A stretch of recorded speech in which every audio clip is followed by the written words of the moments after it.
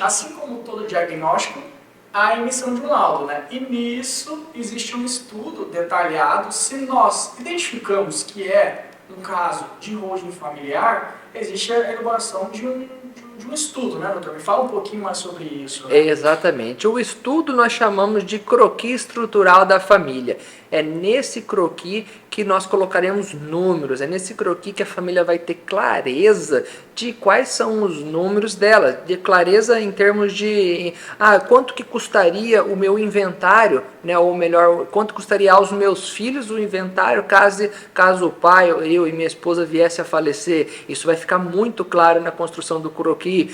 Vitor, qual é que tipo de sistema eu devo escolher para minha holding familiar? Nós vamos chegar, vou falar um pouquinho mais sobre isso, mas você pode escolher dentre os sistemas diferentes. E aí nessa hora, às vezes você está se perguntando, mas como assim sistema diferente? Pois é aquela coisa que a gente fala, holding familiar é alfaiataria, entendeu? É trabalho sob medida. Não é uma coisa que você pega e faz Ctrl+C, Ctrl+V e aplica para todo mundo. Isso tem que ser entregue de acordo com as particularidades da família. E o croquis ele está ali para isso. Ainda fazendo aquela comparação, pensa que isso daí vai ser a ressonância, vai ser o ultrassom, vai ser os exames, né, que o médico pede para você. O croquis ele é como se fosse mais ou menos isso. Exatamente. Aí há a emissão do croquis, né? E o croquis é muito interessante que ele faz a estimativa de vários cenários. É colocado os valores no inventário judicial, que o inventário é muito mais caro, o inventário é muito mais moroso. Aí você pode chegar lá na frente e falar, mas os meus filhos, provavelmente eles serão maiores, eu não vou ter herdeiros menores, eu vou fazer no cartório. Tudo bem, a gente coloca a estimativa do inventário em cartório, tudo isso é comparado com a holding familiar. Mas há um detalhe muito importante que as pessoas esquecem.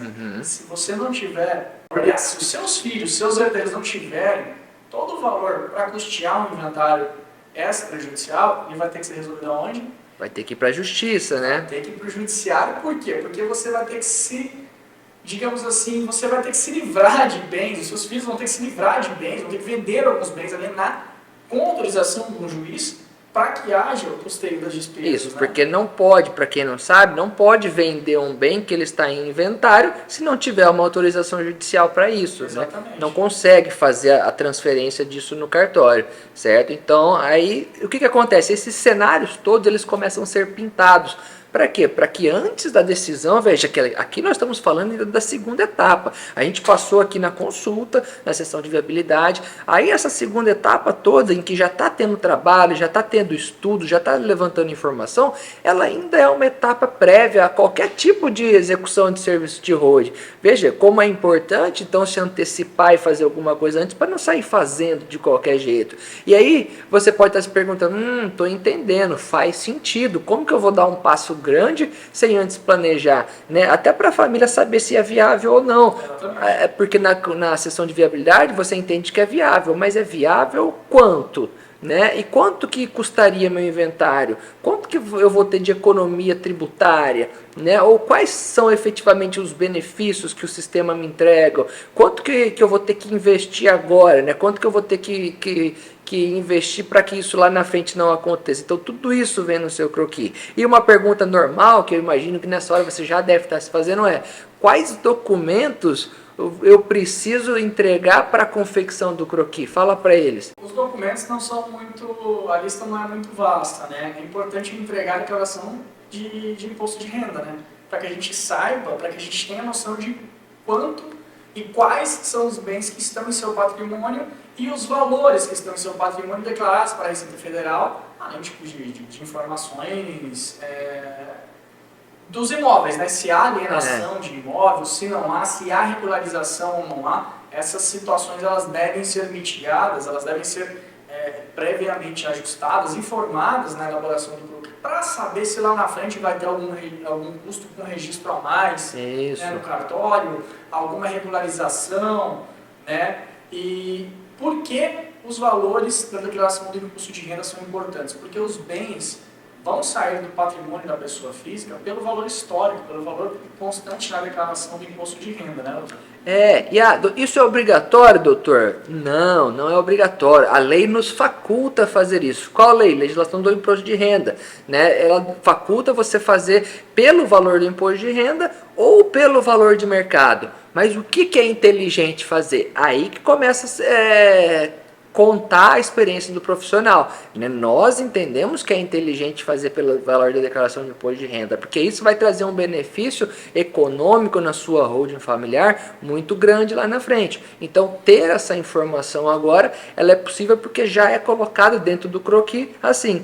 Assim como também é interessante saber os valores, do valor do seu patrimônio, valor de mercado, valor assim, aproximado, né, de mercado, quanto. É interessante também se você tiver o acesso ao carnê do seu IPTU, para a gente entender qual que é o valor que a prefeitura está considerando para aquele imóvel na sua cidade. Enfim, na verdade, nós não precisamos de documento nenhum, nós só precisamos da informação, não é verdade? Até porque até esse momento não se tem contrato, né, não se tem... Às vezes a família não quer simplesmente entregar a declaração de imposto de renda e está tudo bem, está ótimo, mas desde que você não passe algumas informações que estão lá dentro ou nos mostre como que aquilo está lançado, isso já é suficiente, porque a gente só precisa enxergar isso. Exatamente, é importante, eu não me sinto confortável em fornecer a declaração de imposto de renda agora, tá tudo bem, mas tenha certeza nas informações que você está nos passando. Exatamente. Porque lá na frente, eventualmente, vai ter algum impacto. É óbvio que se for executar o serviço, aí sim, né? Aí tem contrato, tem sigilo profissional, tem tudo, né? E aí nós vamos precisar conferir os documentos. Mas para a confecção do croquis, é interessante que essas informações sejam reais para você ter a clareza no final das contas, né? Exatamente, porque esse croquis, na verdade, nada mais é que uma estimativa de inventário, uma estimativa de holding, porque lá na frente houveram casos que ficaram mais baratos, né? Houveram casos que ficaram um pouco mais caros, nada muito assustador, mas dentro ali de uma faixa, né? Porque muitas vezes há o reajuste em custas de cartório anual, né? Muitas vezes há esse reajuste. Então, o croquis foi feito com base, vamos supor, em 2020, e aí o processo, que todo mundo vai entender como funciona um pouquinho mais lá na frente, mas já se estendendo o registro do imóvel na holding familiar, foi no ano seguinte que já havia um reajuste assim, então sai um pouquinho. Mas isso me faz lembrar de um caso em que um cliente questionou acerca dos valores de registro e eu fiz questão de apresentar, falou, olha, o senhor se lembra da apresentação do croquis estrutural? E lembra, então confere o valor que está lá para o senhor ver. Era praticamente o mesmo. A diferença assim de 200, 300 reais, se não me engano até para menos. Então assim, a pessoa acaba se espantando. E esse ponto do croquis é muito importante porque ele responde aquela pergunta universal que é feita por todo mundo que tem interesse em uma holding familiar. Em quanto custa o meu sistema? Você quer saber quanto custa? Então eu vou te dar uma análise aqui, você me fornece algumas informações, nós vamos fazer uma análise e vamos te entregar aqui, a sua holding familiar vai custar isso.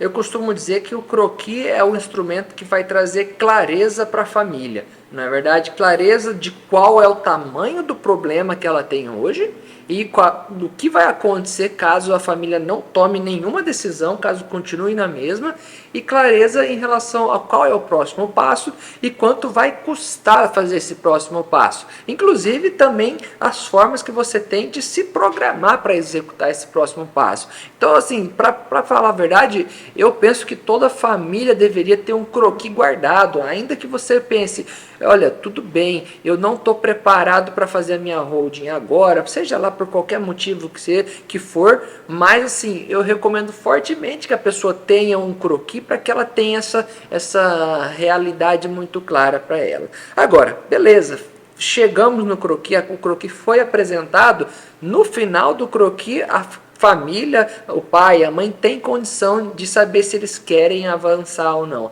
partir dali nós estamos falando em execução de uma holding familiar, não é verdade? Exatamente. Pronto. Execução de uma holding familiar pós-croquis, o primeiro passo, na verdade, no croquis é apresentadas as formas em que a holding familiar pode ser executada, né? Existem modelos diferentes de holding familiar, né? E isso fica muito claro no croquis.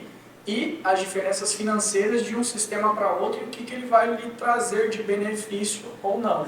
Nós trabalhamos com a expressão, né, nós trabalhamos com o nome de células, né, nós gostamos de denominar dessa forma, né, a quantidade de vínculos jurídicos, de negócios que o seu sistema vai ter, ou até mesmo de CNPJ, para aqueles que entendem melhor. Né? Então, quando a gente fala de holding, a gente fala de um sistema de participações societárias.